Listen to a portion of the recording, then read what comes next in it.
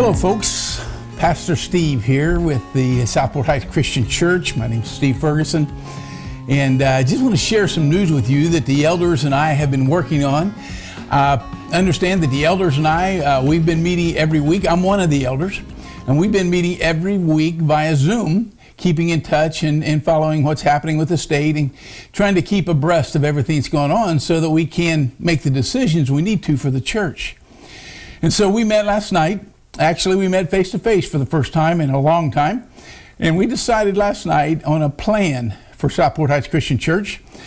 And so I just want to share that with you right now. Some of you have heard that Governor Holcomb has said, churches can convene May 8th.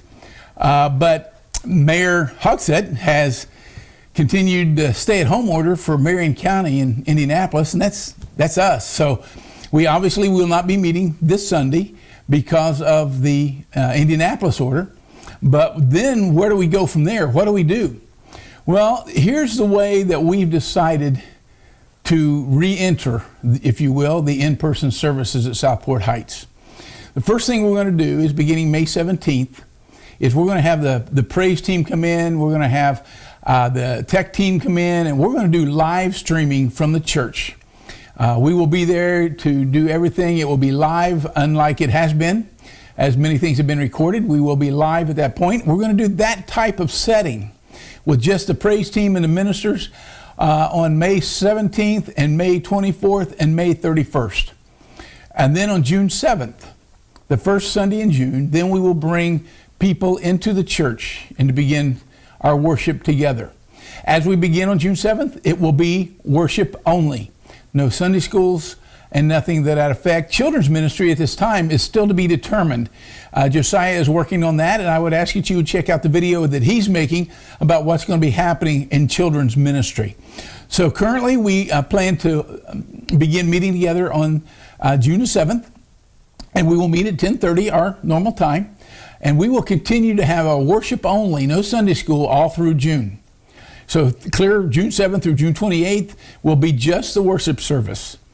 And then beginning in July, the first Sunday in July, then we will begin to utilize our Sunday school space again. We are very cautious. We're not afraid. We just want to make sure that we do everything we can to protect our people. We want our people to know that they're loved, they're cared for, and that we're going to try to provide that as best we can. In this process of all this and opening up, the state has come out with some recommendations. Now, these are just recommendations, so please understand that. We're not going to police these, if you will. They are just things that they have suggested. And one of them is that all individuals who's 65 and above, and you have underlying health issues or conditions, then you probably need to stay at home and just watch us online, because we don't want people that are high risk to put themselves in jeopardy. And so if that's you and you feel like staying home, stay home. All right? We might even have a couple of our elders who are in that category. They may not be joining us in our church services. They will stay at home. Feel free to do that. Join us online, though. We still want you to participate with us, so join us online. And so you need to understand there are several things that will be different as we come in. Number one, as you come in the doors, you'll notice right away, the greeters aren't going to be able to do what they've done. They're not going to be able to shake your hand and hug you and all of this. They're going to be holding a door. They'll be behind the door.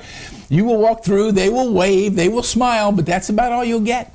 That's what our greeters will be doing.